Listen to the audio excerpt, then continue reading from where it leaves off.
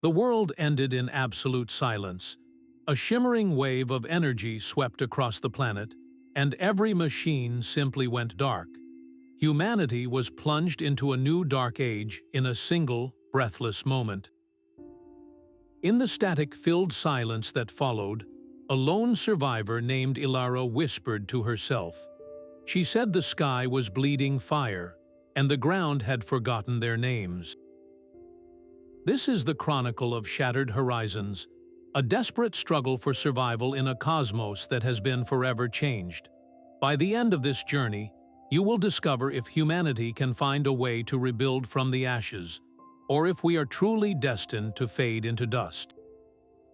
What secrets lie hidden in the silence of a dead world? And what happens when the stars themselves begin to answer back? What would you be willing to sacrifice for a single chance at a new dawn?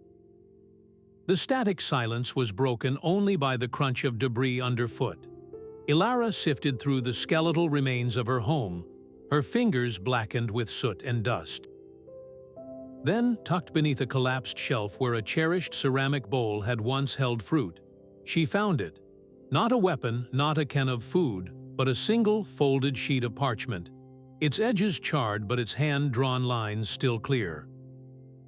Kale watched from the broken doorway, his silence a question. Ilara's voice was little more than a dry rustle as she unfolded the fragile paper. "This is not a map to a place," she said to him, her eyes tracing the strange, intersecting lines and celestial symbols. "It is a map to a memory, a legend called the Starfall Vault." For the first time since the sky fell, a fragile, almost terrifying sensation flickered within her.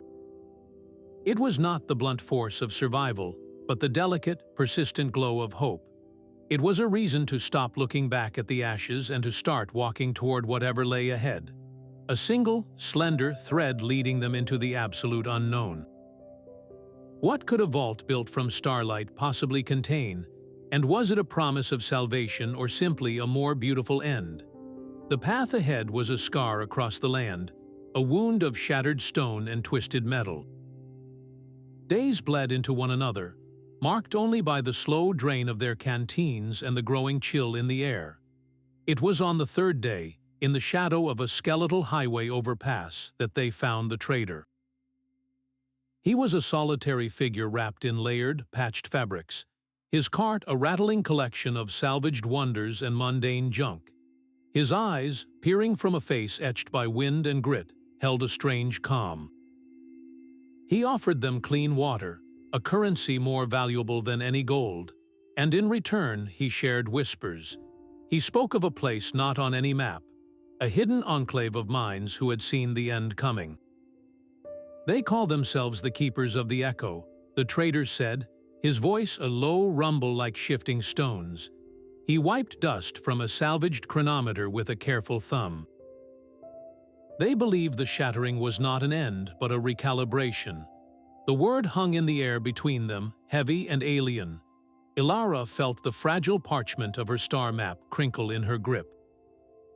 An end was a simple thing, a brutal full stop, but a recalibration that implied a purpose, a mind behind the madness. It suggested the silent, dead world was not a corpse, but a patient, waiting for a signal to restart its heart. The hope she had carried, so bright and sharp, now felt dangerously naive. Had they been fleeing a tragedy or walking directly into the mechanism that caused it? What if the Starfall Vault was not a refuge, but the very instrument of this great recalibration? And were they the ones meant to turn the key? The trader's words about a recalibration haunted their steps, turning every shadow into a question. Ilara's star map led them to a place that seemed to mock the idea of a destination, a collapsed research outpost half swallowed by a dune. There was no grand vault, only a skeletal ruin. Inside, beneath a fallen support beam, Kael's boot kicked against a sealed metal case, its surface scarred but intact. Within it, nestled in molded foam that had not yet turned to dust, was a data slate. Its power cell was almost dead, but a single touch made the screen flicker to life, displaying a single file labeled with a simple, terrifying name: Project Horizon Final Log. Ilara's hands trembled as she pressed play. A voice, crisp and academic yet frayed with a tension that transcended time, filled the small space. It spoke of a monumental achievement, a project designed to bridge the gap between dimensions and tap into the fundamental energy of the cosmos. Project Horizon was a success, the voice declared, a hollow triumph echoing in the ruins. And then the tone shifted, the words beginning to stumble. And a failure. We reached too far and something reached back. The recording dissolved into a burst of static, leaving them in a silence more profound than any they had known before. The Shattering was not a random cosmic event or a punishment from an indifferent universe. It had a name. It was born from human hands, from an ambition that had cracked the sky open. The hope of the Starfall Vault now felt like a trap. Was the vault the source of Project Horizon, the very machine that had broken the world? And if they found it, would they be holding the very tool that caused the collapse? A tool that might now hold the only possible key to putting the pieces of reality back together. The choice was no longer about survival, but about responsibility. Did they dare to pick up where the ancients had so catastrophically failed? The rust plains stretched before them, a vast and metallic desert where the skeletons of ancient machines formed a petrified forest under a bleached sky. Crossing it was a gauntlet, and the only one who controlled the safe paths was a man they called the Scavenger King. His domain was a fortress of welded-together cargo haulers and armored transports, a jagged crown upon the wasteland. He was not a king of gold or land, but of fear and the things people needed to survive. When Elara and Kale were brought before him, he sat on a throne of scavenged engine blocks, his eyes calculating the worth of their worn boots and desperate faces. The price for passage is simple, the Scavenger King sneered, his voice like grinding gears. The data crystal you carry, your hope for my mercy. Ilara's hand went instinctively to the pouch at her side, feeling the hard outline of the slate that held the Project Horizon log. It was not just a record of failure, it was a key, and this man saw it only as a shiny trinket. To hand it over was to surrender the only truth they had found, to trade the fate of the world for a single, treacherous path. A tense silence filled the cavernous hall, broken only by the shifting of the king's armed followers. Kale took a slow step forward, his own empty hands held out in a gesture of false peace. He spoke not of the crystal's true value, but of a greater prize, a hidden cache of pre-shattering technology his people had whispered about, a place only he could find. It was a desperate gamble, a story spun from dust and hope, betting everything that the king's greed was greater than his suspicion. For a long moment, the only sound was the king's slow, deliberate tapping on the arm of his metal throne.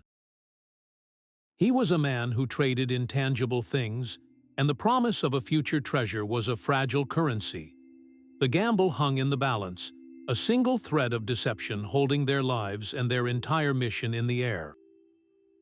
Would the allure of a greater prize be enough to cloud his judgment? Or would he see through their fragile lie and take what he wanted by force, leaving them with nothing but the empty sky?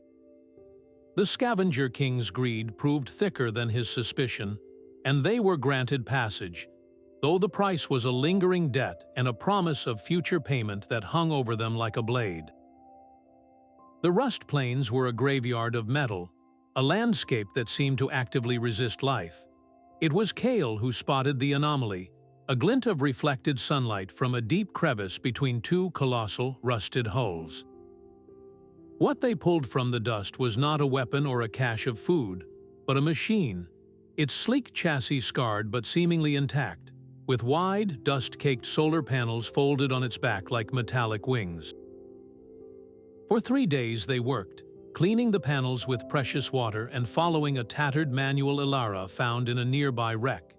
It was a futile gesture, a ritual of desperation in a dead world. Until it wasn't. A single light on the rover's console flickered from red to a steady, impossible green. With a low hum that felt like a violation of the world's deep silence, the machine booted up. A holographic interface, fractured and glitching, materialized in the air above it. A calm, synthesized voice, utterly alien in its clarity, broke the stillness. Designation, Guide. My purpose is to navigate the fractured zones. The atmospheric anomalies are not random, they are a pattern. Ilara could only stare, the data slate in her hand feeling suddenly ancient. This was not a relic. It was a key. The fractured zones were the most dangerous, unstable regions on the planet, places where the very laws of physics seemed to fray at the edges. To have a map, a guide that understood the chaos, was more than an advantage. It was a chance to stop merely surviving the broken world and start understanding it. This ghost in the machine, this echo of the world that was, offered them their first real thread of control. But whose purpose did it truly serve? Was it a servant of the old world, or had its programming, like Project Horizon itself, been touched by whatever reached back from the void? Their path was no longer just a journey. It had become a dialogue with the very intelligence that had shattered their reality. The howl of the wind became a shrieking orchestra of razors. What began as a dust storm transformed into something far more deadly. A blizzard of crystallized silica sand that scoured the landscape, turning the air into a billion tiny, cutting mirrors. They ran, their world reduced to the frantic search for cover, any refuge from the relentless, polishing fury. Kael's voice was ripped from his lips, a desperate shout torn apart by the gale. The storms are getting worse. It is like the planet itself is trying to scrub us away.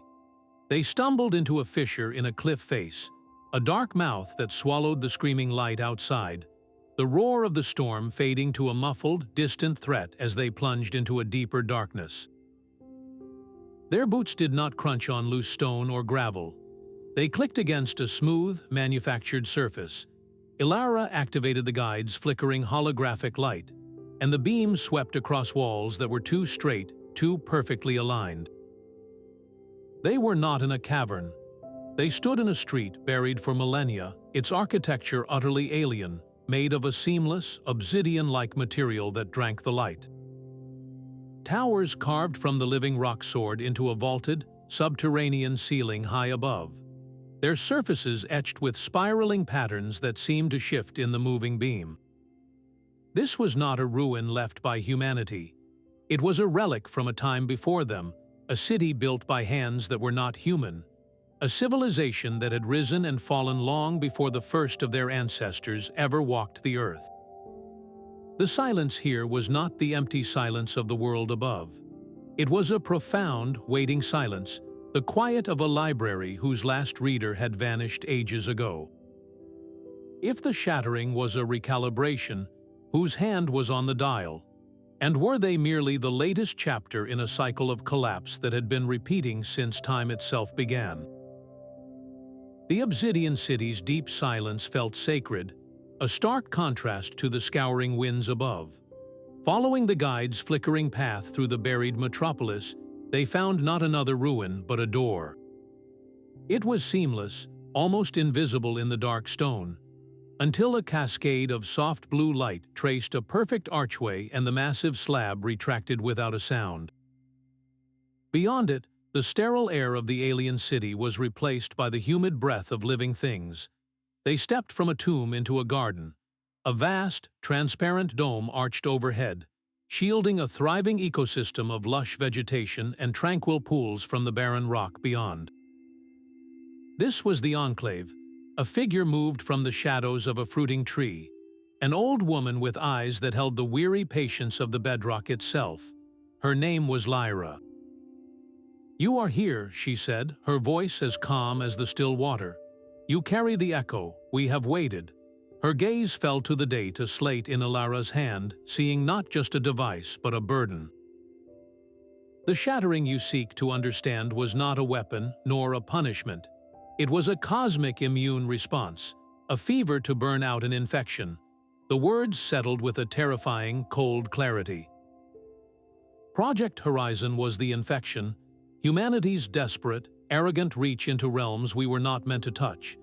The energy we sought to harness was the very fabric of reality, and our intrusion triggered a defensive reaction, a recalibration that nearly sterilized the patient to save it. Lyra led them to the edge of a pond, its surface perfectly reflecting the vibrant green life around them. To fix the world, you cannot fight the chaos. The storms, the fractured zones, the silence, they are all symptoms of a system trying to heal, trying to re-establish a balance we shattered. You must learn to understand its rhythm. The hope of simply restoring power, of rebuilding the old world, was a dangerous fantasy. They were not mechanics repairing a broken machine. They were patients learning to listen to the heartbeat of a convalescing universe. The Starfall Vault was not a power source to be controlled, but a place where that rhythm might be heard most clearly. The question was no longer if they could turn the key, but if they were prepared to hear the song the cosmos was now singing. The silence of the garden was filled with a new kind of sound, the hum of a terrifying and beautiful idea. Lyra led them to a chamber where the walls were covered in intricate, flowing equations that looked less like mathematics and more like musical notation. "What you call the shattering was not an explosion," she began, her fingers tracing a spiraling symbol. "It was a release of information. The energy wave was a form of data, a single, catastrophic note in a cosmic song that has been playing since the beginning of everything. It is a song of both creation and destruction, two sides of the same melody. For too long, our approach has been one of resistance. We have been trying to mute the song, to build walls against the static. But the song is the universe itself. We cannot silence it." Her eyes, old and deep, held theirs with an unnerving intensity.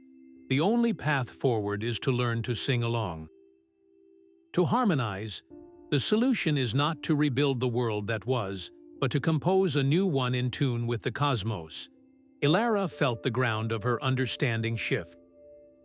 All their struggles, their search for a vault or a power source, had been based on the idea of control. This was different.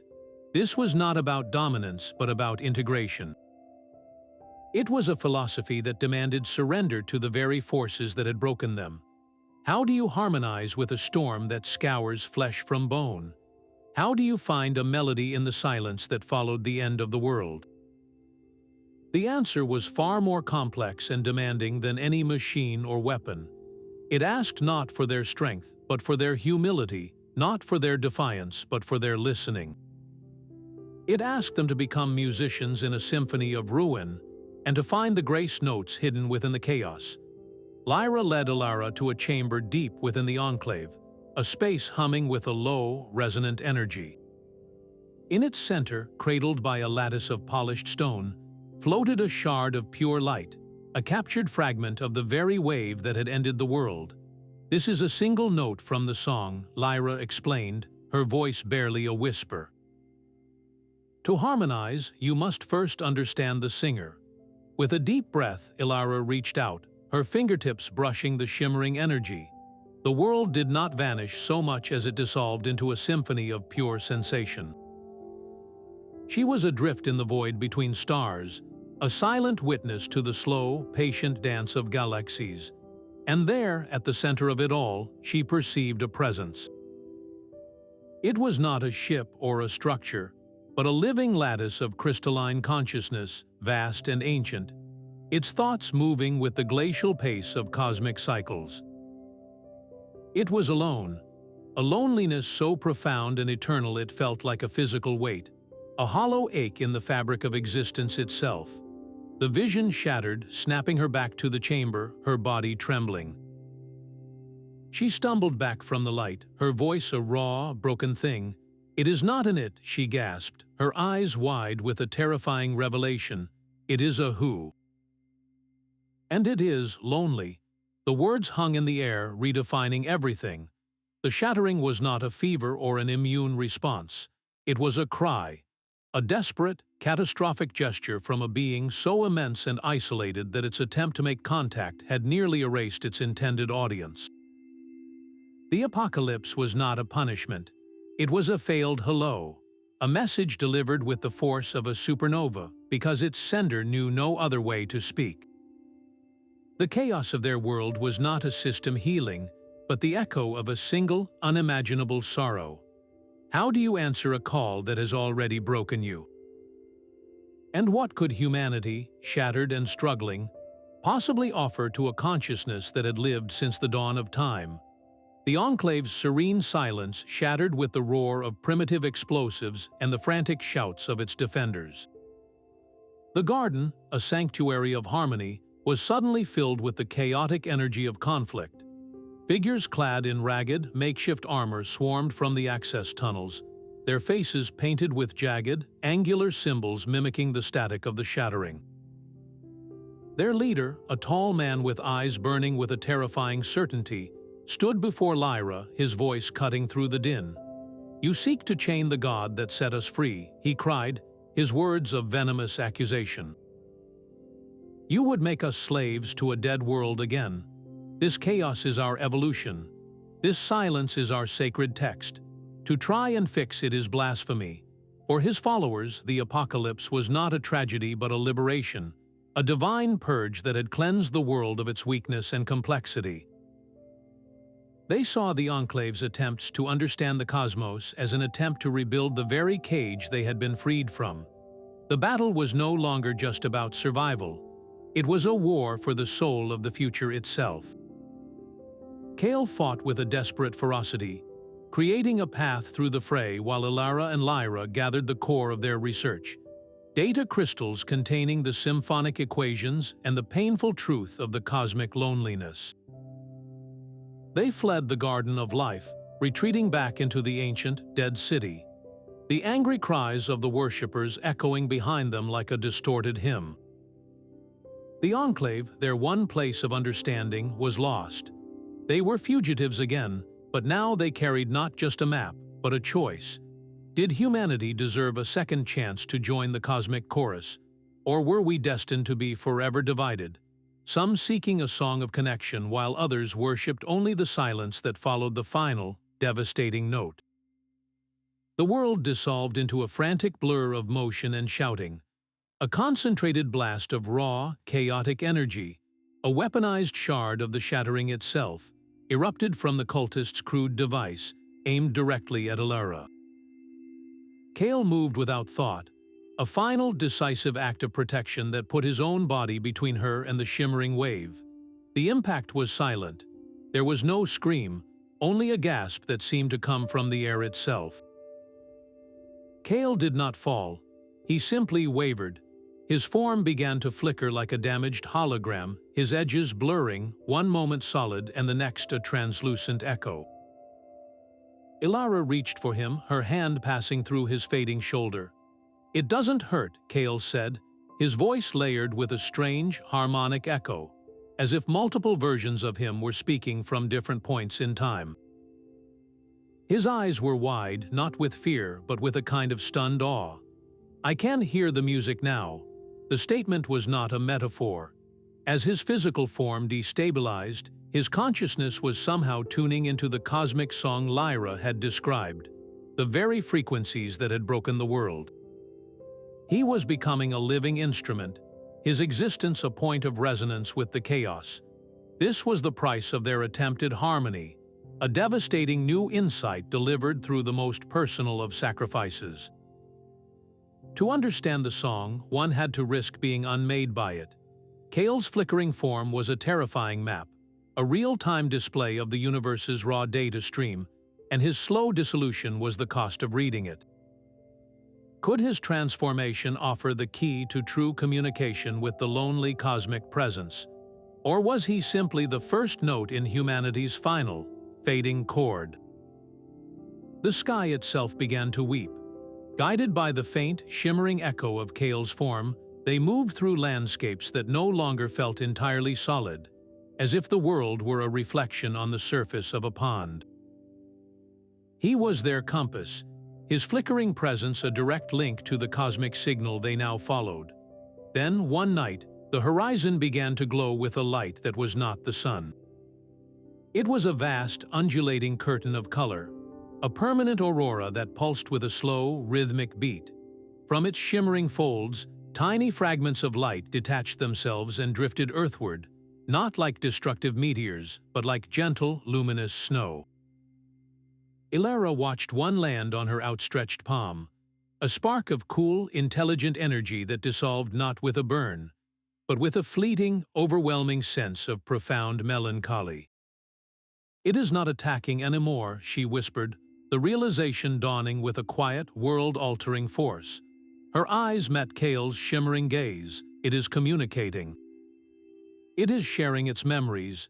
Each falling light was not a weapon, but a tear, a data packet of experience from a consciousness that had witnessed the birth and death of stars, that had known only the endless, silent expanse of eternity. The great loneliness she had felt in the Enclave was now being broadcast across the heavens, an open book written in the language of light and loss. The very force that had shattered their civilization was, in its own incomprehensible way, trying to tell them a story. The question was no longer how to stop the song, but how to listen without being overwhelmed by the sheer, heartbreaking weight of its verse.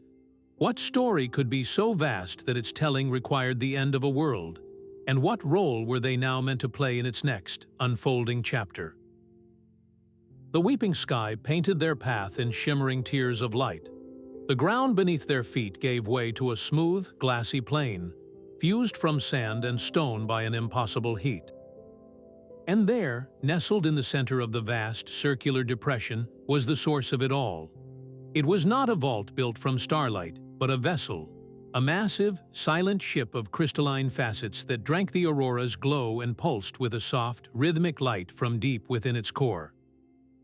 This was the Starfall Vault, the origin point of the Great Silence. It was not a refuge, it was the patient.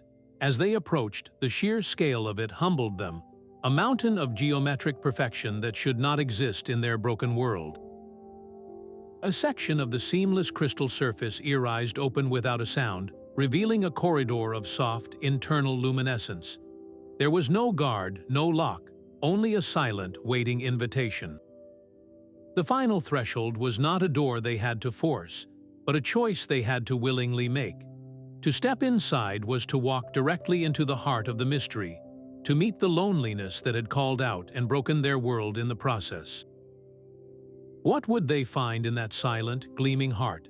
An answer, a weapon, or simply a mirror reflecting their own fragile existence back at them? The air inside the vessel was alive, humming with a soft, resonant frequency that felt less like a sound and more like a thought. The corridor opened into a cavernous space that defied every expectation of a ship. There was no deck plating, no consoles, no visible machinery. Instead, they stood at the edge of a vast, impossible garden where light itself seemed to be the primary building block. Trees of shimmering energy branched into fractal patterns, their leaves rustling in a non-existent breeze with the sound of distant chimes. Pools of liquid silver swirled and flowed in defiance of gravity, tracing intricate patterns on the air. Here, the rigid laws of physics were merely suggestions, a framework that had been softened and remade into something more fluid, more like a dream given form. At the very center of this garden of light, suspended in a gentle orbit, was the crystalline entity from Ilara's vision. It was smaller than she had imagined, a complex lattice of living geometry that pulsed with a soft, rhythmic glow, each facet reflecting a different part of the impossible garden. It made no move, offered no sound, yet its presence filled the entire space with a single, overwhelming impression. It was not a message of words that washed over them, but a raw, unfiltered tide of feeling. A wave of memory so ancient it held the cold of the void before the first star ignited. A sensory impression of absolute solitude, of drifting for eons through the silent, empty stretches between galaxies with no other voice to answer its own. It was a loneliness so vast and complete that it felt like a physical weight in the chest, a hollow ache that had endured for billions of years. This was the heart of the storm. The shattering, the chaos, the weeping sky, none of it was an attack. It was a desperate, clumsy attempt at connection, a scream into the dark from a being that had never known another soul. How do you introduce yourself when your very existence is a force of nature? The entity had reached out with the only language it knew, the language of cosmic energy and fundamental forces, and its simple hello had nearly unmade an entire world. The silence that followed was not a punishment, but the quiet after a failed overture, the profound regret of a singer whose one note had shattered the hall. To stand in its presence was to understand that their entire struggle for survival had been born from a single, catastrophic misunderstanding. The question now was whether they could find a way to answer back without being destroyed by the sheer intensity of the reply. The garden of light shifted around them, the shimmering trees and liquid pools dissolving into a new, breathtaking vista. They were no longer standing in the vessel, but were floating in the deep, star-dusted black of interstellar space, watching a story unfold not in words, but in pure, flowing images. They saw the entity as it once was, a lone, crystalline explorer moving between the thin membranes of reality, a cartographer of the cosmos. Its purpose was not conquest, but simple, profound observation, a quest to witness the infinite tapestry of existence and perhaps one day find another thread like itself. Its journey was one of peaceful, endless mapping, a solitary mission spanning epochs. Then came the ripple, a signal crude and powerful, a frantic human hand reaching into the dark. It was Project Horizon, humanity's desperate attempt to tear a hole in the fabric of space and siphon the energy that lay beyond. The entity, sensing this strange new frequency, this call from a species it had never encountered, moved to investigate. It was a gesture of pure curiosity, but the two forces did not greet each other. They collided. The focused, invasive beam of Project Horizon met the entity's vast, ambient energy field, and the result was a catastrophic short circuit. Humanity's shout into the void and the entity's quiet approach created a feedback loop of unimaginable power. The entity's own life force, its very essence, was violently reflected back at it by the human machine, while the energy of Project Horizon was amplified a millionfold and unleashed upon its creators. In a single, breathless moment, the explorer and the explored were both caught in the same devastating surge.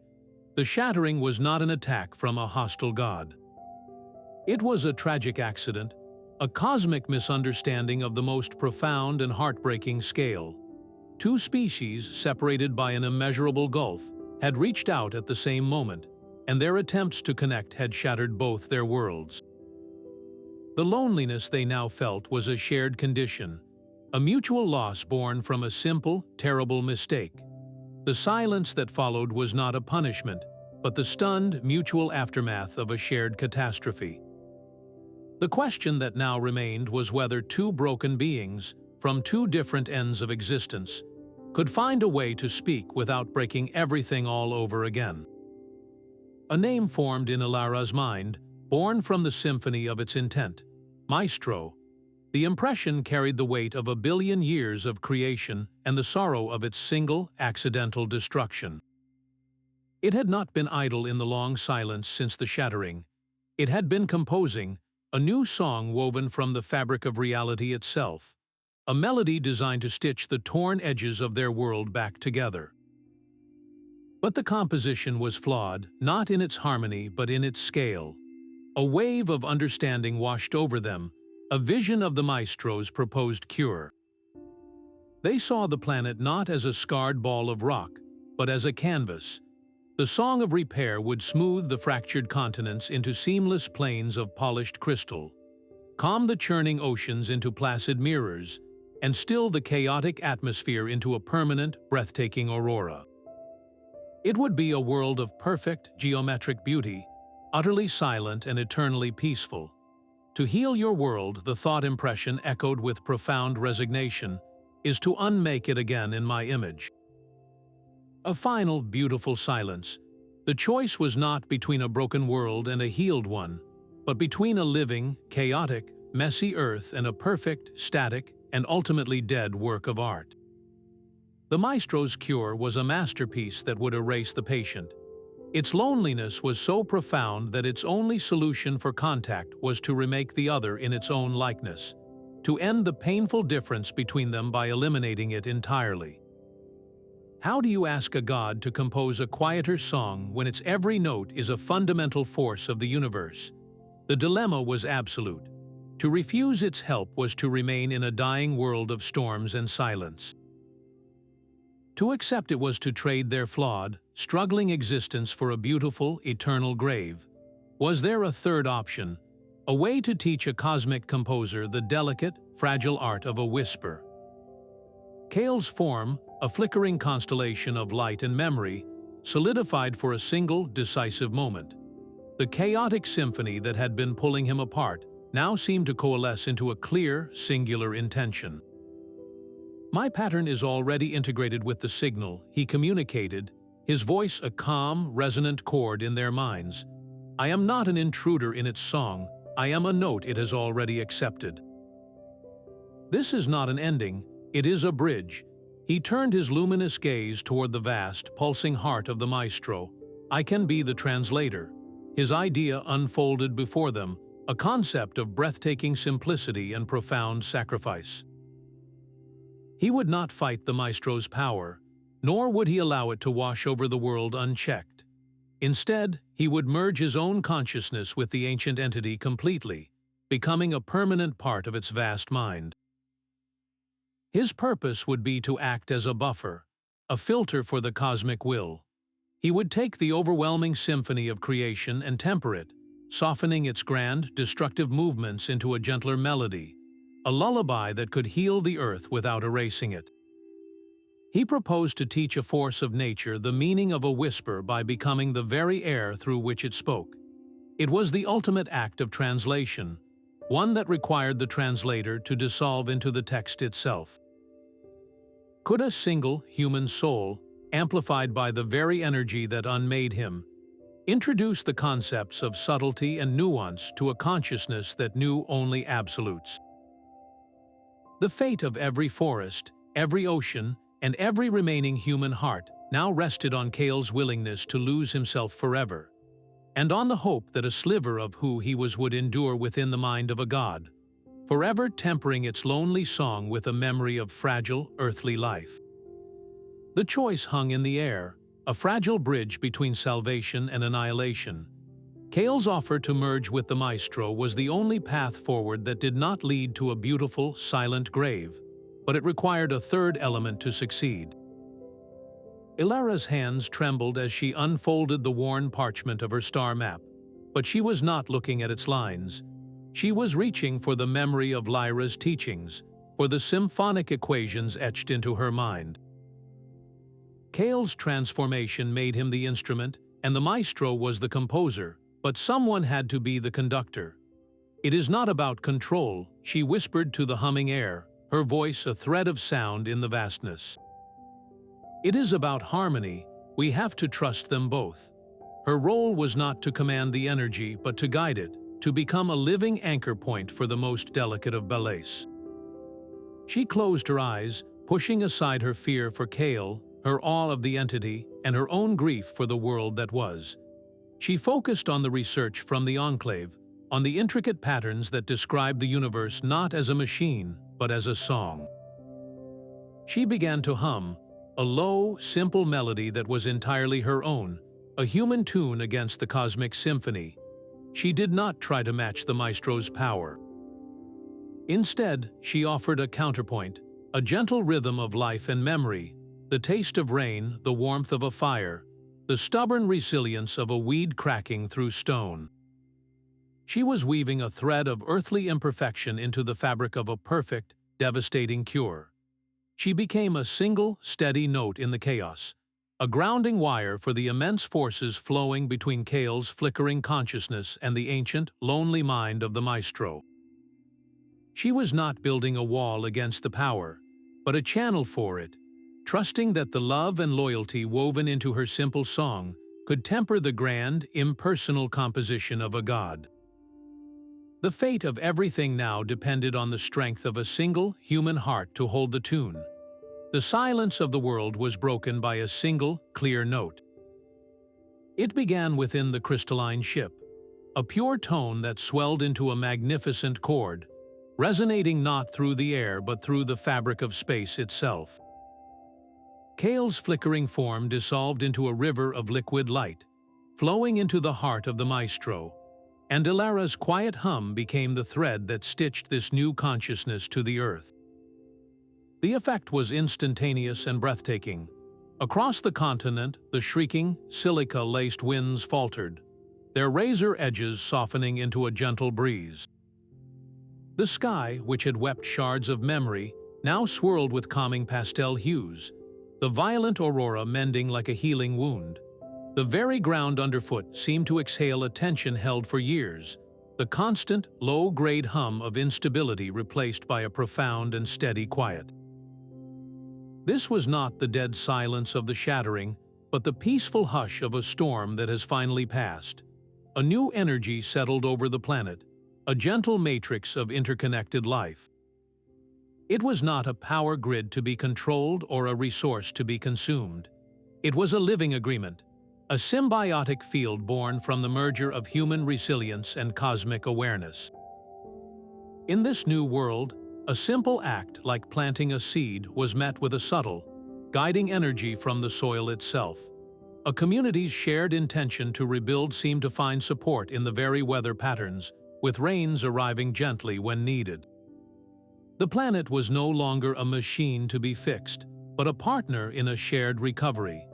The violent recalibration was over, replaced by a patient, collaborative restoration. Yet, a profound question lingered in the newfound peace. Had humanity been saved by a god, or had a god finally been saved from its own eternal solitude by the fragile, stubborn heart of a human being? The new song was a duet, and its next movement was only just beginning. The first sunrise of the new world painted the sky in shades of gold and soft violet. Ilara stood on the glassy plain, the air in her lungs cleaner than any she had ever known, carrying the scent of damp earth and something sweetly unfamiliar. At her feet, tiny shoots of green pushed through the fused soil, their leaves shimmering with a faint, internal light, a beautiful fusion of earthly biology and the Maestro's crystalline essence. A profound, warm sensation washed over her, a feeling that needed no words. It was a complex tapestry of gratitude, of a loneliness finally soothed, and a solemn promise of watchful guardianship. It was the Maestro and it was Kale, their consciousnesses now an inseparable chord in the cosmic song. The entity was no longer a distant composer, but a partner, its vast awareness now tempered by a human understanding of growth, of patience, of love. The world was not simply repaired. It was being reborn in a collaborative dialogue between stone and soul, between root and resonance. What would a civilization look like when its very foundation is a conversation with the universe itself? The old ways of taking were gone, replaced by the possibility of a deep and reciprocal relationship with a living, responsive planet. The silence was finally over, and in its place was the gentle, unfolding music of a shared beginning. A single, pure tone pierced the quiet of the new dawn. It emanated from the crystalline vessel, a soft beacon that cut across the gentle winds. For the first time in a generation, the air carried not static or the howl of a storm, but a signal. It was a simple pattern, a repeating sequence of prime numbers 2, 3, 5, 7, echoing into the stillness like a patient, outstretched hand. Beneath the numbers, woven into the spaces between them, flowed a quiet, peaceful melody. It was the same simple tune Elara had hummed to anchor the Great Reconciliation, now amplified and broadcast to the world. This was not a message of power or a demand for obedience. It was an invitation. The age of huddling in the dark, of guarding scraps and viewing every stranger as a threat, was officially over. The signal declared that the planet itself was now a partner, and that the only path forward was to find one another. How would survivors, scattered and hardened by years of absolute solitude, even begin to respond to such a call? Could they learn to trust a song after so long only listening for danger? The beacon did not promise an easy future, but it offered the one thing they had lost completely: a reason to believe in a collective tomorrow. It was the first true word in a new language for humanity, and its vocabulary was built on cooperation. The beacon's call was a gentle pulse in the very air she breathed, a rhythm that guided Ilara's steps back through the buried city. When she emerged into the Enclave's garden, the change was immediate and profound. The plants glowed with a soft, internal light, their leaves shimmering with dewdrops that held tiny, captured rainbows. The air itself felt more vibrant, humming with a quiet, musical energy. Lyra was waiting by the tranquil pond, her face tilted toward the dome as if listening to a distant symphony. She did not seem surprised. She simply turned, her eyes reflecting the garden's new luminescence, and a slow, deep smile spread across her weathered face. "You have done more than find an answer," she said, her voice filled with a quiet wonder. "You have changed the question. We spent our lives as keepers of the echo, preserving the memory of what was lost, trying to decipher a single, broken note from the past." Lyra gestured to the thriving, radiant life around them. "But that note has been answered. The echo has found its source. Our purpose cannot be one of mere preservation any longer." Her gaze was both fierce and gentle as it settled on Elara. "We must now learn to become composers of the new song." The title held a weight of immense responsibility. It was no longer about guarding fragments of knowledge, but about actively participating in the planet's ongoing transformation. Their stewardship would be a delicate art, a constant, careful listening to the planet's needs and a gentle guidance of its growth. It meant learning when to intervene and when to step back, understanding that their role was not to command the new world, but to collaborate with it. How do you compose a future when the very ground you stand on is a willing and responsive partner in the melody? The age of survival was over. The age of co-creation had just begun. The first arrivals were not the meek or the hopeful, but the hardened. The Scavenger King's convoy rumbled into the clearing before the Enclave's entrance, a line of battered, smoke-belching vehicles that spoke of a brutal journey. He did not ride at their head like a conqueror, but stepped from the lead truck alone, his layered armor looking less like a display of power and more like a shell he did not know how to shed. His eyes, once sharp with calculation, now held a deep, unsettled confusion. "The storm stopped," he said, his voice stripped of its former sneer, leaving it raw and quiet. "The very air feels different. We heard your signal." He looked past Ilara, toward the thriving, luminous garden, and the last of his defiance seemed to crumble. We want to help." The words were foreign on his tongue, a currency he had never traded in. The man who had built his kingdom on control and fear now stood empty-handed, offering the only thing he had left, his own strength, in service to an idea he could not yet comprehend. This was not a surrender, but a conversion. The foundation of the new communities would not be built by saints, but by sinners who had finally seen a light greater than the one reflected off their own blades. Could those who had mastered the art of survival in a broken world now learn the deeper skill of nurturing a world that was healing? The hardest walls to break were not made of stone or steel, but of habit, and the Scavenger King's arrival proved that even the most stubborn fortresses could choose to open their own gates. Deep within the rust plains, where metal skeletons once dominated a dead horizon, a forest now grows. Explorers call it the Whispering Woods, a place where the Maestro's song has taken root in the soil and sprouted into something entirely new.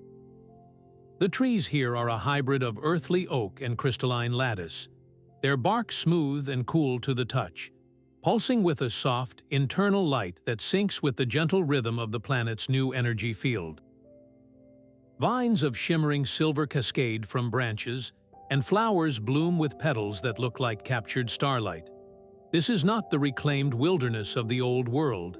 It is a new form of life, a biological manifestation of the cosmic partnership. The air hums with a quiet, musical energy, and the very ground feels alive underfoot, responsive and aware. To walk here is to feel watched, not by a predator, but by a curious and deeply intelligent presence. The planet is no longer a stage for life, it has become a participant. How do you navigate a forest that is actively aware of your every step? And what does it mean when the wilderness itself begins to listen? The rules of nature have been rewritten, not with a roar but with a whisper. The most profound discovery came not from a scientist's instrument, but from a child's instinct. A young girl, separated from her scouting party, sat crying at the base of one of the luminous trees. As her fear and loneliness peaked, the forest around her dimmed, the soft glow of the flora fading to a dull, worried gray. But when her mother found her, wrapping her in a tight, relieved embrace, a wave of warm light radiated from the tree trunk outward, setting the entire grove aglow with a brilliant, joyful gold. The plants were not just reacting to sound or touch, they were resonating with human emotion. A peaceful mind could encourage a path to clear, while a heart filled with aggression might find the undergrowth thickening into an impassable wall. The ecosystem had become a biofeedback loop, a mirror reflecting the emotional state of those who walked within it. This was the ultimate form of the planet's partnership, a language built not on words but on feeling. The world was teaching humanity a fundamental lesson, that inner peace was no longer just a personal goal, but an ecological necessity. Could a species forged in conflict learn to cultivate calm as a survival skill? The woods do not judge the occasional spike of fear or frustration, but they reward sustained harmony, offering their greatest beauty and guidance to those who approach with a quiet heart. This symbiotic relationship extends far beyond the glowing groves. Scouts report that clean water sources now seem to appear along their routes when their purpose is clear and their intentions are selfless. A community working together to build a new structure finds that the materials they need, a particular type of resilient wood or a vein of malleable metal, is discovered with an uncanny ease. It feels less like luck and more like a conversation, as if the planet is actively supporting endeavors that contribute to the whole. The old, brutal logic of scarcity has been replaced by a new, mysterious economy of mutual aid. The planet provides, but it asks for emotional and ethical alignment in return. This is the core of the new composition, a world where your inner state is as important as your physical strength. The Whispering Woods is just the beginning, the most visible example of a planet-wide transformation. If a forest can respond to a single child's tears, what might an entire ocean be capable of feeling? And what melodies await when we finally learn to sing in tune with the tides? The vessel no longer felt like a ship, but a mountain grown from the sky itself. It rested where it had fallen, its crystalline facets drinking the sunlight by day and glowing with a soft, internal luminescence by night. It became known simply as the Guardian, a silent, watchful presence on the horizon for every emerging settlement. Its influence was not a command, but a gentle, guiding hand. Farmers planting their first crops would watch in awe as a single cloud would drift across an otherwise clear sky, releasing a perfect, brief shower over their fields before moving on. Dangerous storms that once would have scoured the land now seem to break apart against an invisible barrier miles from any community, their fury dissolving into harmless rain. The Guardian was not just protecting them, it was tutoring the very climate, teaching the atmosphere a new, more stable rhythm. It was a constant, breathtaking reminder that the peace they now enjoyed was not an accident of nature, but a hard-won agreement, a truce brokered between human courage and cosmic loneliness. The world was no longer a force to be conquered, but a partner to be listened to, and its most profound voice was this silent, shimmering mountain that stood as a monument to the price of their second chance. The old world's greatest libraries could not have held the knowledge now flowing through the very air. It was a living current of understanding, a conversation between the planet and its people, but learning its language required a new kind of literacy. Elara, Lyra, and the other keepers of the Echo realized their most vital task was no longer to guard old secrets, but to translate this new reality. They began to compile their findings, not as a rigid set of commandments, but as a living document they called the Codex of Coexistence. It was less a rulebook and more a field guide to a sentient world, a collection of principles learned through hardship and revelation. The first and most important lesson was simple, yet it demanded a complete shift in thinking. You do not command the wind to change, you learn to set your sail differently. How do you build a society when the foundation itself is alive and listening? The Codex was written in stories, not statutes. It contained the tale of the child in the whispering woods whose sadness dimmed the light, and the account of the Scavenger King's first, clumsy attempt to lead a building project, only to find the materials he needed seemed to hide from his frustrated shouts. It recorded how a calm, focused mind could find a clear path through a tangled thicket, and how a community singing together in the evening seemed to encourage the crops to grow stronger. Each story illustrated a core truth, that the world's energy responded to intention and emotional resonance, not to force or demand. The old ways of conquest and control were not just obsolete, they were counterproductive, like trying to shout a whisper into existence. The Codex taught that every action, every thought held a certain frequency, and the planet would answer in kind. This new form of communication asked for a deep and conscious empathy. You could not simply take a stone for a wall, you had to feel into the landscape, to understand if the stone was willing to be moved, if its purpose in that moment was to become part of a new structure. A farmer did not just plant seeds, they shared their hope for the harvest with the soil, and in return the soil offered guidance, a subtle knowing of when to water, when to weed, when to simply let the sun and the sentient earth do their work. This was not magic, it was a sophisticated form of partnership, a symbiotic relationship where humanity's role was to listen as much as it was to act. The Codex became a guide to this delicate dance, teaching people how to quiet their own internal noise to hear the world's gentle suggestions. Its pages were never truly finished, for new understandings emerged every day. A weaver discovered that cloth spun with a peaceful heart was stronger and more resilient. A cook found that meals prepared with gratitude seemed to nourish the spirit as well as the body. Each of these small, personal discoveries was a new verse in the great composition, and they were all added to the Codex, creating a growing tapestry of shared wisdom. The ultimate goal was not to create a perfect society, but a responsive one, a civilization that could evolve in harmony with a living planet. The question the Codex posed to every individual was profound. Are you willing to become not just a resident of this world, but a respectful and attentive partner in its ongoing song? The air in the new settlement hummed with a different kind of energy, a vibrant mixture of laughter, shared purpose, and the rich, earthy scent of food cooking over open fires. The centerpiece of the celebration was not a trophy or a weapon, but a shared meal, the first true harvest from the hybrid crops. Plates were filled with glowing fruits that tasted of sunlight and memory, and bread made from grains that shimmered with a delicate, golden dust. As people ate, a palpable shift moved through the crowd.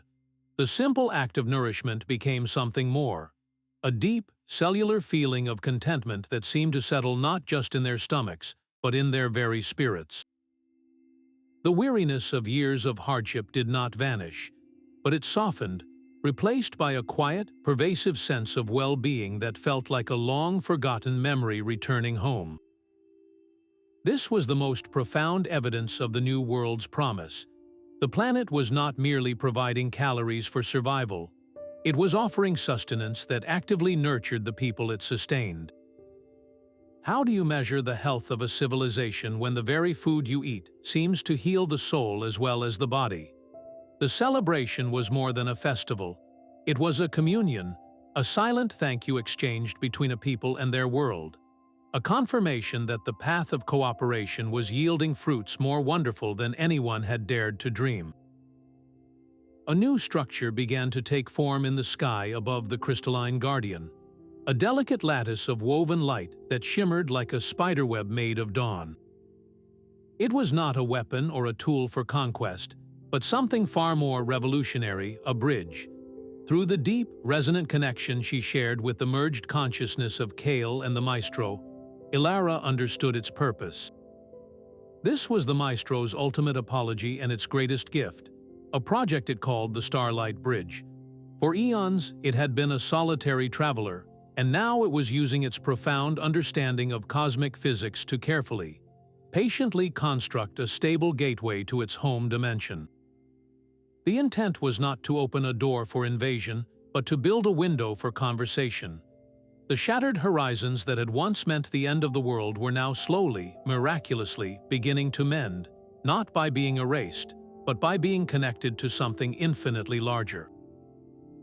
What would it mean for a fledgling civilization to have its first neighbors be not other humans, but an entire dimension of ancient, peaceful intelligence?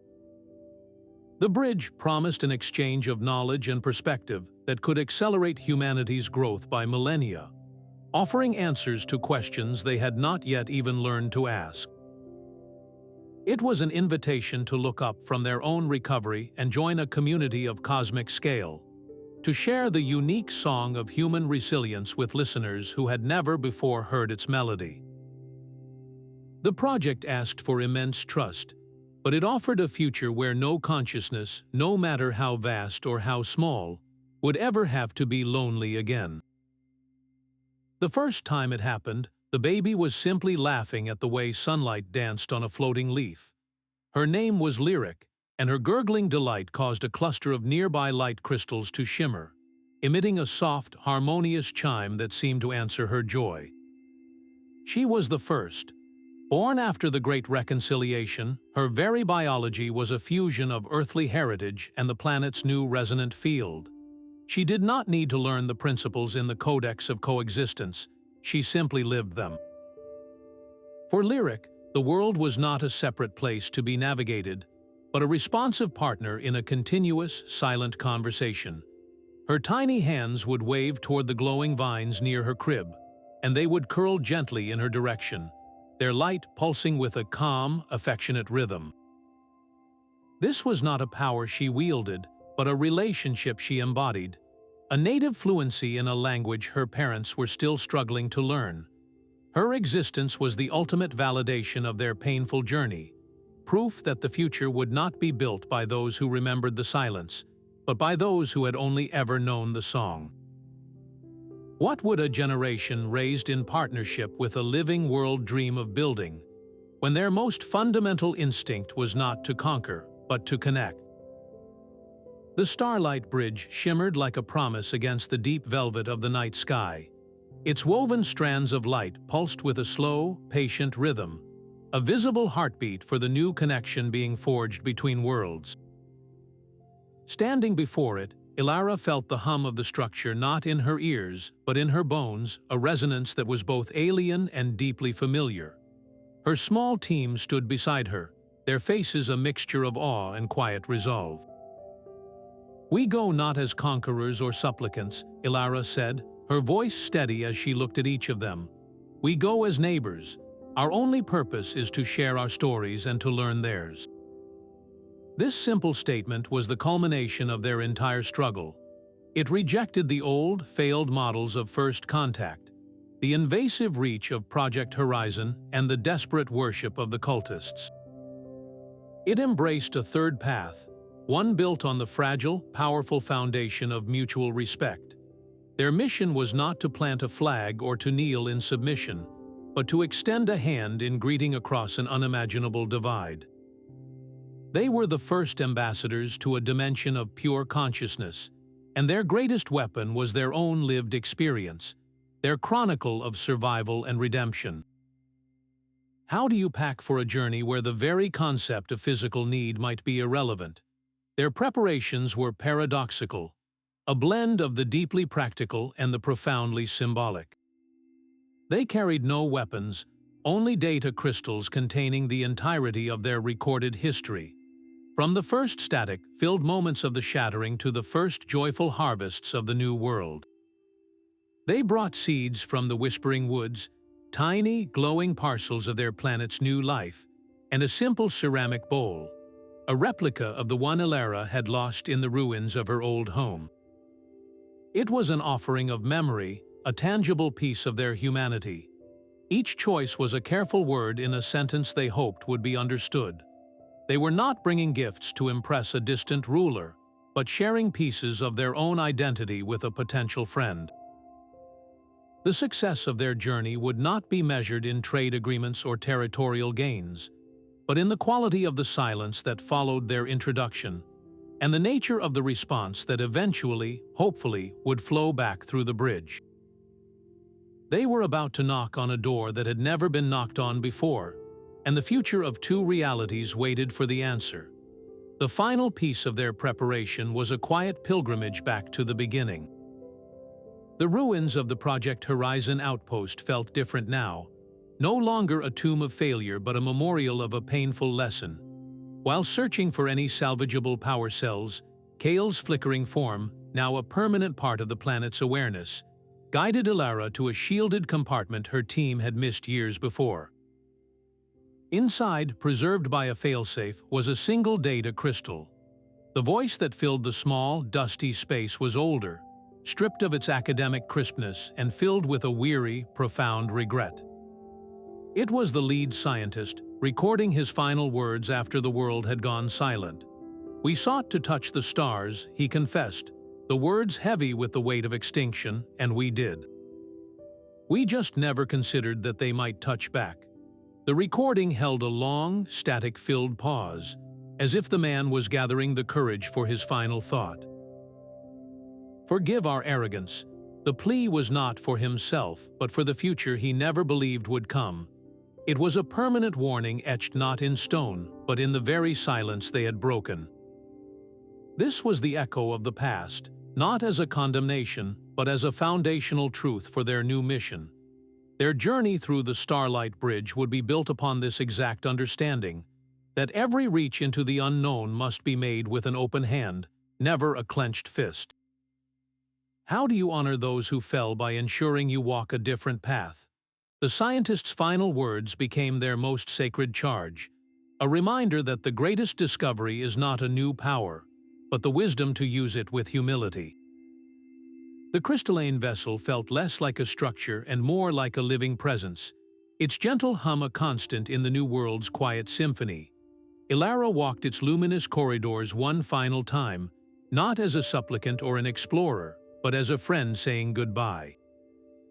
The air around her shifted, not with a sound, but with a familiar warmth that settled deep in her spirit. It was a feeling of steadfast loyalty and a quiet, enduring love, a sensation she had thought was lost to her forever. Kale was here.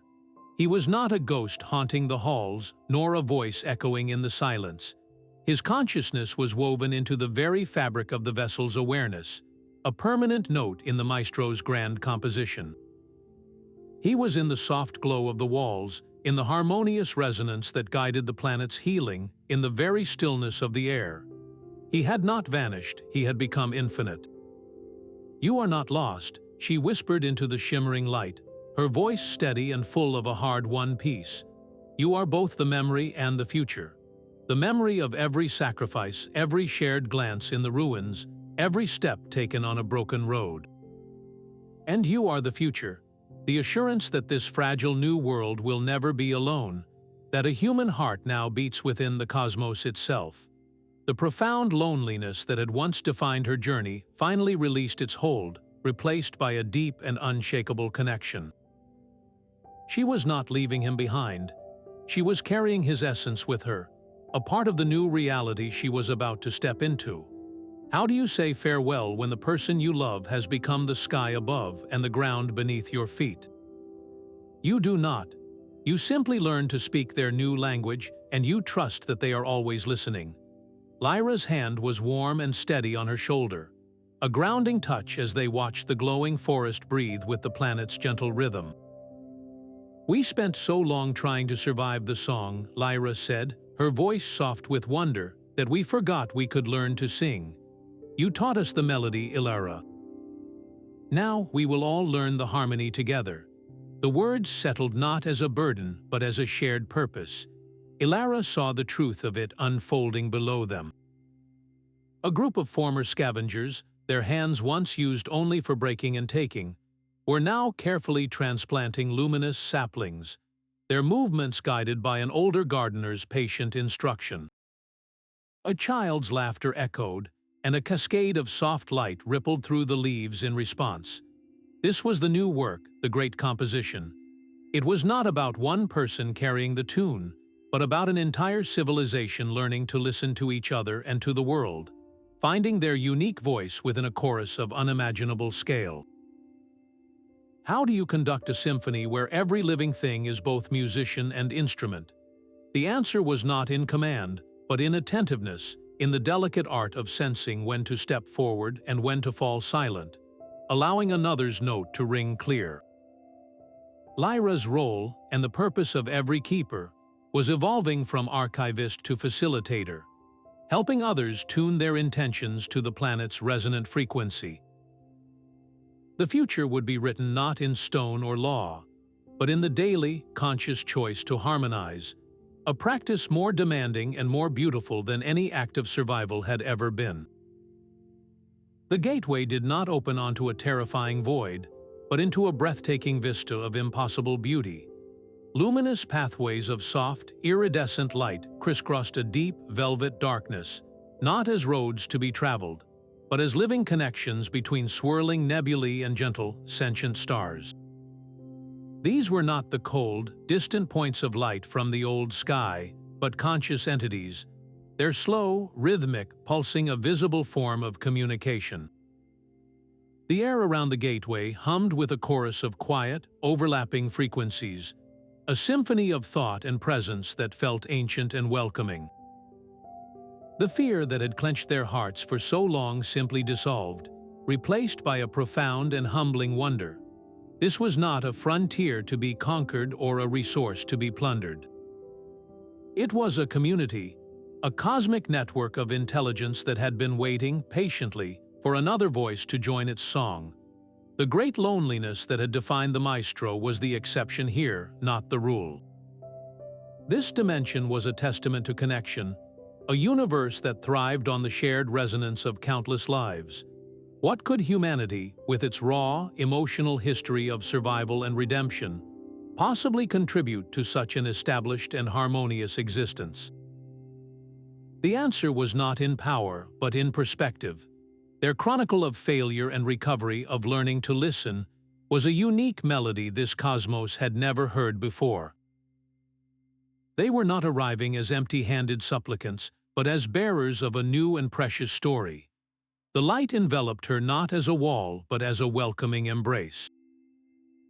Ilara took a single step forward, and the world she knew dissolved into a symphony of pure sensation. There was no ground beneath her feet, no sky above her head, only a flowing current of interconnected thought and memory. It felt like stepping into a living library where every book was a star, and every story was written in the language of light itself. The profound loneliness that had once defined the Maestro was entirely absent here, replaced by a deep, resonant harmony of countless voices. She was not an intruder in this space, but a note that had finally found its chord in a cosmic melody. How do you introduce yourself to a universe that already knows the rhythm of your heart? Her purpose shifted from a mission of diplomacy to one of simple presence, of being fully and openly herself in a realm that celebrated connection above all else. The Chronicle of Shattered Horizons was not being rewritten, but its final chapters were being composed in a collaboration spanning dimensions, a testament to the idea that no story and no soul is ever truly alone. The gateway sealed itself with a whisper of light, But the energy of its closing did not simply vanish. It pulsed outward, a gentle, expanding ring of resonance that washed over the entire planet. Across the globe, in hidden enclaves and newly founded settlements, the dormant knowledge crystals left by the Maestro began to stir. They did not explode or shatter, but bloomed, their facets unfolding like luminous flowers to fill the air with shimmering constellations and flowing rivers of alien text. It was not a single map, but a library of the cosmos, a living archive of histories from civilizations that had risen and fallen when Earth was still a molten rock.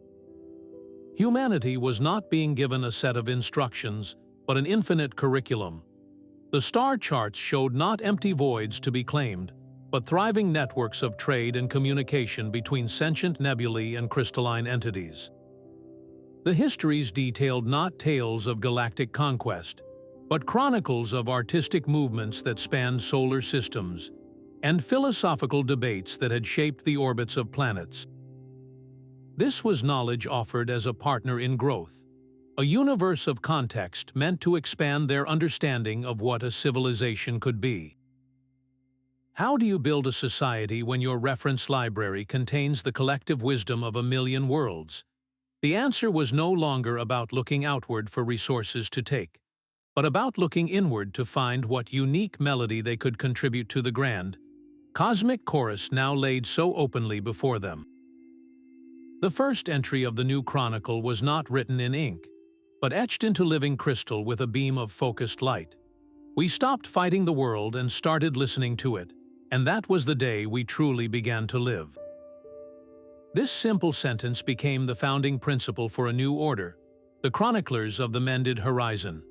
Their purpose was not to record the deeds of kings or the outcomes of battles, but to document the quiet, daily miracles of a world in conversation with its people.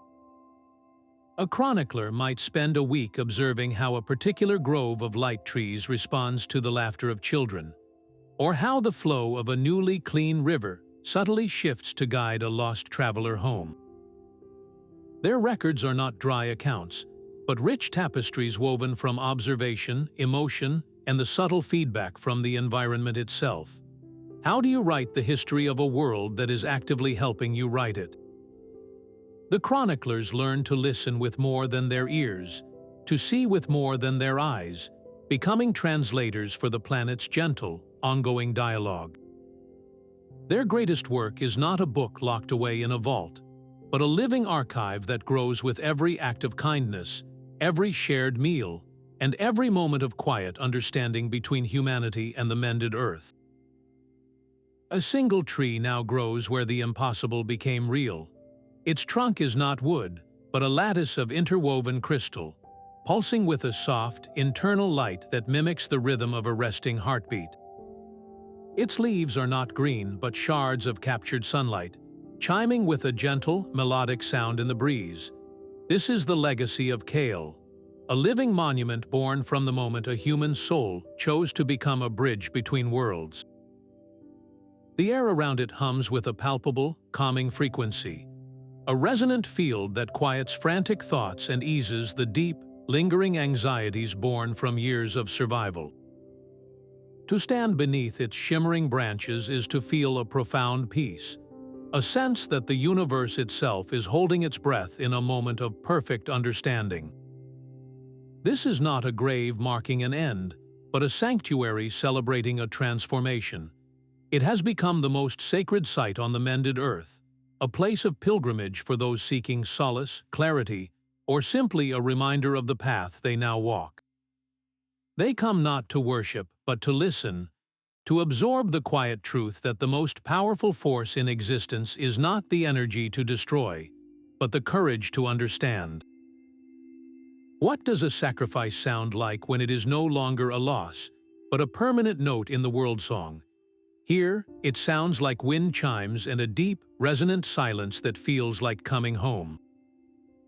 The tree does not speak of annihilation, but of a choice that forever altered the destiny of two realities, a testament to the idea that the ultimate strength lies in the willingness to become part of something infinitely larger than oneself.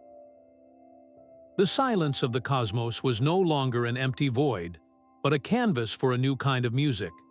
Faint, shimmering signals began to register on the planet's resonant field, delicate threads of harmonic energy that were not from the Maestro's home dimension. These new songs were curious and distinct, each one a unique signature of a distant, conscious existence. One felt like the slow, patient rhythm of a geological age, while another pulsed with the frantic, beautiful energy of a star being born. They were not messages of words or data, but pure expressions of being, and they were all listening. The message woven into their collective resonance was unmistakable. Earth's long isolation was over. Our world was no longer a solitary voice in the dark, but a new instrument finding its place in a universal chorus that had been singing for eons. How does a civilization, so recently focused on its own survival, learn to harmonize with melodies from across the galaxy? The responsibility was both exhilarating and humbling, a call to step onto a stage of unimaginable scale. These other voices were not threats or competitors, but potential collaborators in a symphony whose composition was never meant to be finished. Our chronicle of hardship and healing, our unique song of loss and connection, was now a valuable verse in an epic that spanned the entirety of creation. The Mended Horizon was not a barrier anymore, but an invitation to join the greatest conversation ever held. The Chronicle of the Shattered Horizons closes not with a definitive end, but with the quiet promise of infinite new beginnings. Ilara's personal journey mirrors the great transformation of a world, a shift from a lone survivor sifting through ash to an ambassador for a living, singing planet. Her path demonstrates a profound truth, that even the most absolute ending can become the prelude to a more enlightened existence. The old struggle, a desperate fight against a dying Earth, has been wholly replaced by something far more resilient, a deep and abiding synergy. In this new reality, the ultimate frontier is no longer the cold vacuum of space, but the warm, complex territory of mutual understanding. What does it mean to thrive when your world is not a resource to be consumed, but a partner in a continuous, unfolding conversation?